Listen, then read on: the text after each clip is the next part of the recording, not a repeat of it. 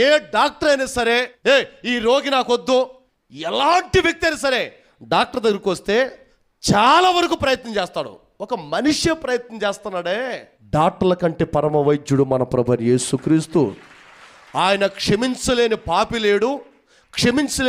లేడు, స్వస్థపరచలేని రోగము లేదు. అందుకని నా ప్రభు చెబుతున్నాడు, నాకు అసాధ్యమైనది ఏదైనా ఉండురా. దేవుడికి అసాధ్యమైంది పాస్టర్ గారు పలాందని మీరు చెప్పగలరా?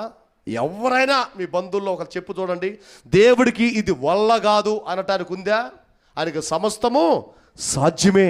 ఆయనకు అసాధ్యమైంది ఏది లేదు. బాప్తిసం తీసుకున్నాడు, బలలో చేశాడు, పరిచర్య చేశాడు, ప్రార్థన చేశాడు, ఆ పాటలు పాడాడు, అన్ని బాగా చేశాడు. కొన్ని రోజుల తర్వాత దేవుడికి దూరం అయిపోయాడు, భ్రష్టుడైపోయాడు, పందులు తిని పట్టు కూడా లేకుండా పోయింది.